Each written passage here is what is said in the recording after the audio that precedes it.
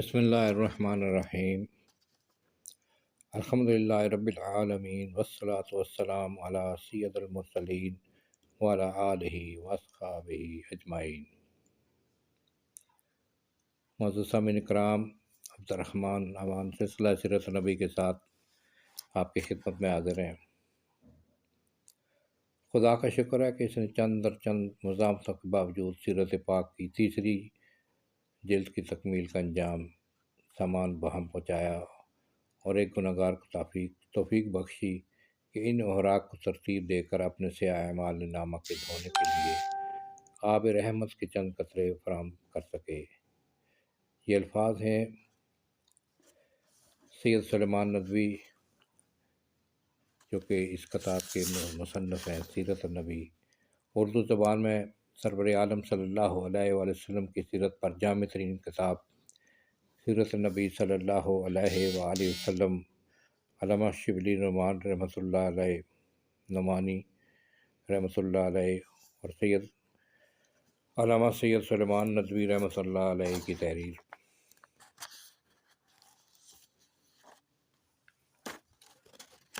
دو جلدیں مکمل ہو چکی ہیں، یہ تیسری جلد میرے ہاتھ میں ہے۔ سیرت النبی کی یہ تیسری جلد جو حضرت صلی اللہ علیہ وآلہ وسلم کے منصب نبوت، حقیقت نبوت اور فضائل و معجزات پر مشتمل ہے، تیسری دفعہ چھپ کر اب منظر عام پر آ رہی ہے۔ اسی صنع میں بعض مباحث پر جدید تحقیقیں سامنے آئیں، اس لیے پوری کتاب پر نظر ثانی کی گئی ہے۔ روایتوں اور حوالوں کو اصل ماخذوں سے دوبارہ ملایا گیا۔ تو یہ الفاظ ہیں سید سلیمان ندوی، جو کہ اس کتاب کے مصنف ہیں، اور یہ 14 اگست 1947 کو مکمل کی گئی۔ اس تیسری قسط میں دلائل اور معجزات ہیں، واقعہ معراج ہے، اور اس میں زیادہ تر نبوت کے روحانی نوامیس، انسانی قوانین کا حکمران، نبوت کے روحانی نوامیس کے اسباب اور علل سے ہم اسی طرح لا علم ہیں جس طرح جسمانی قوانین کے۔ تو یہ اس میں معجزوں پر مشتمل ہے زیادہ تر۔ دلائل و معجزات کے بارے میں بیان ہے۔ وَلَقَدْ جَاءَتْهُمْ رُسُلُنَا بِالْبَيِّنَاتِ، سورۃ المائدہ۔ ترجمہ: اور ہمارے پیغمبر لوگوں کے پاس کھلی نشانیاں لے کر آیا کیے۔ روحانی نوامیس کا وجود۔ سیرت نبی کی یہ حصہ حضرت صلی اللہ علیہ وآلہ وسلم کے ان حالات، مشاہدات اور کفیات کے بیان میں ہے جن کا تعلق اس عالم سے ہے جو ہمارے اس مادی عالم اور اس کے مادی قوانین کی حدود سے باہر ہے۔ جس طرح ہماری یہ مادی دنیا ایک نظام خاص پر چل رہی ہے، مثلاً رات کے بعد دن نمودار ہوتا ہے، خزاں کے بعد بہار آتی ہے، ستارے غروب ہوتے ہیں تو آفتاب نکلتا ہے، گرمی جاتی ہے تو جاڑے آتے ہیں، پھول اپنے وقت پر کھلتے ہیں، درخت اپنے موسم میں پھلتے ہیں، ستارے اپنے معین اوقات پر ڈوبتے اور نکلتے ہیں۔ اسی طرح روحانی عالم بھی اپنا ایک خاص نظام رکھتا ہے۔ اس کا بھی ایک آسمان اور زمین ہے، وہاں بھی تاریکی اور روشنی ہے، خزاں اور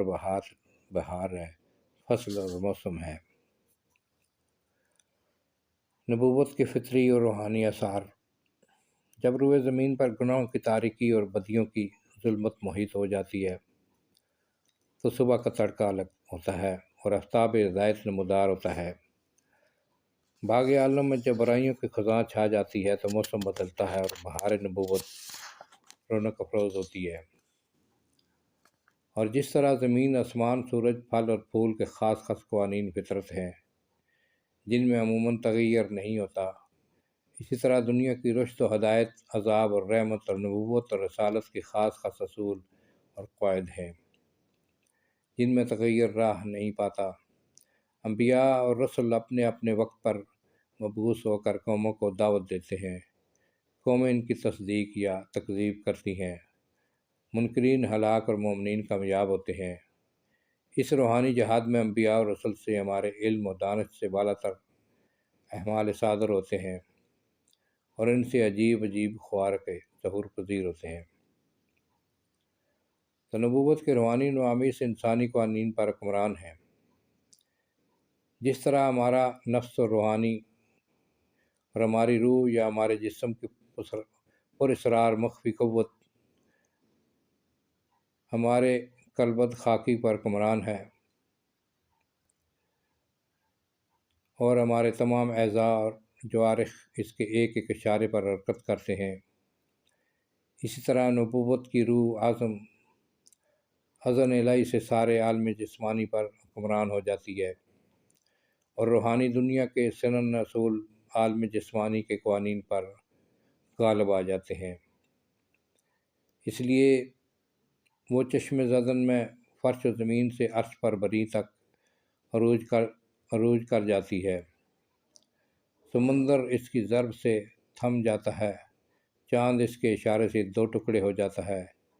اس کے ہاتھوں کی دی ہوئی چند خشک روٹیاں ایک عالم کو سیر کر دیتی ہیں، اس کی انگلیوں سے پانی کی نہریں بہتی ہیں، اس کے نفس پاک سے بیمار تندرست ہو جاتے ہیں اور مردے جی اٹھتے ہیں، وہ تنہا مٹھی بھر خاک سے پوری فوج کو تہ والا کر دیتا ہے، کوہ سرا بحر و بر جاندار اور بے جان بحکم الہی اس کے آگے سرنگو ہو جاتے ہیں، اور اس کا نہیں بلکہ اس کے رب کا فعل ہوتا ہے، اور اسی کی مشیت اور قدرت سے پیغمبر کے ہاتھ سے ظاہر ہوتے ہیں یا اللہ تعالیٰ کی طرف سے اس کے لیے ظاہر کیے جاتے ہیں۔ نبوت کے روحانی نوامیس کے اسباب و علل سے ہم اسی طرح لا علم ہیں جس طرح جسمانی قوانین کے، لیکن جس طرح ہم کبھی یہ نہیں بتا سکتے کہ خاص پھول، خاص درخت، خاص ستارے فلاں معین اوقات ہی پر کیوں جلوہ نما ہوتے ہیں، پھول سرخ کیوں ہوتے ہیں، ستارے چمکتے کیوں ہیں، شہد میٹھا کیوں ہوتا ہے، چاند اور سورج چلتے کیوں ہیں، تخم، درخت، غذا، خون، گوشت کیوں کر بن جاتا ہے، اسی طرح اس کا جواب بھی نہیں دے سکتے کہ پیغمبروں کا ظہور اپنے اپنے وقت پر کیوں کر ہوتا ہے، اور ان سے یہ مافوق العادہ افعال اعمال بحکم الہی کیوں کر صادر ہوتے ہیں،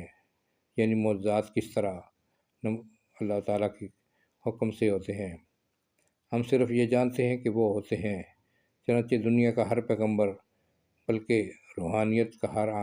حامل اپنی پراسرار زندگی کے اندر اس قسم کے حالات اور کفیات کی ایک دنیا رکھتا ہے۔ عالم کی تاریخ آپ کے سامنے ہے، جس میں اگر قوموں کے روحانی معلموں کے حالات و سوانح غور سے پڑھیں تو آپ کو ہر جگہ نظر آئے گا کہ وہ کچھ دیکھتے تھے جو ہم نہیں دیکھ سکتے، وہ کچھ سنتے تھے جو ہم نہیں سن سکتے، وہ کچھ جانتے تھے جو ہم نہیں جان سکتے، اور ان سے وہ اعمال بھی صادر ہوتے تھے جو کسی اور سے نہیں ہو سکتے۔ یہ تاریخی واقعات ہیں جن سے انکار کرنا اسی طرح ناممکن ہے جس طرح اسکندر اور نپولین کے فتوحات اور بدھ اور موسیٰ علیہ السلام اور عیسیٰ علیہ السلام کے وجود سے ہندوستان کی روحانی دوستان کا ایک ایک حرف، اسرائیلی نبیوں کے صحیفوں کا ایک ایک باب اور عیسائیوں کی انجیل کا ایک ایک صفحہ اس تاریخ کی مثالیں اور نظیریں ہیں۔ انبیاء کا اصلی معجزہ خود ان کا سرتپا وجود ہے، گو پیغمبر کا اصلی معجزہ اور ان کے من جانب اللہ ہونے کی کھلی نشانی خود اس کا سرتپا وجود ہے، دیکھنے والوں کے لیے اس کی چشم ابرو میں، اور سننے والوں کے لیے اس کے لب و لہجہ میں، اور سمجھنے والوں کے لیے اس کے پیام اور دعوت میں اعجاز ہوتا ہے،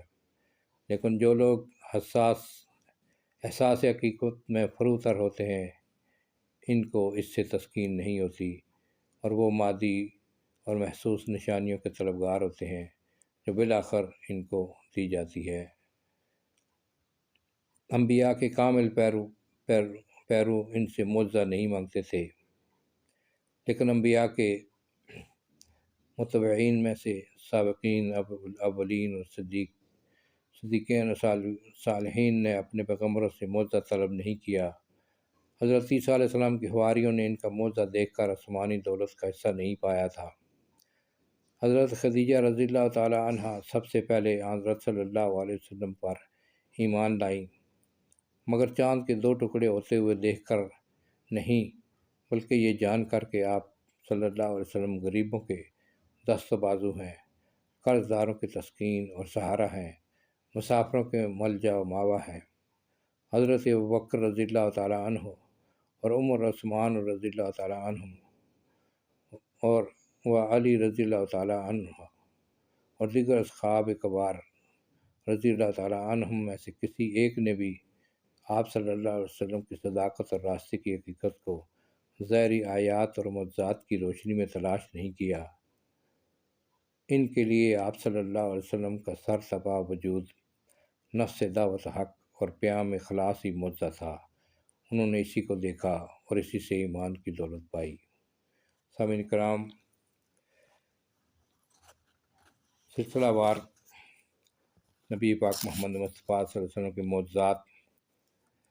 بیان کیے جائیں گے۔ اس کتاب میں دلائل و براہین اور آیات کا تعلق، ان واقعات کا اصطلاحی نام دلائل اور آیات کا تعلق سیرت محمدی سے بیان ہوں گے انشاءاللہ۔ آپ سیرت نبی کی انشاءاللہ میں اس سے اگلی ویڈیو اس کو آپ السلام علیکم ورحمۃ اللہ وبرکاتہ۔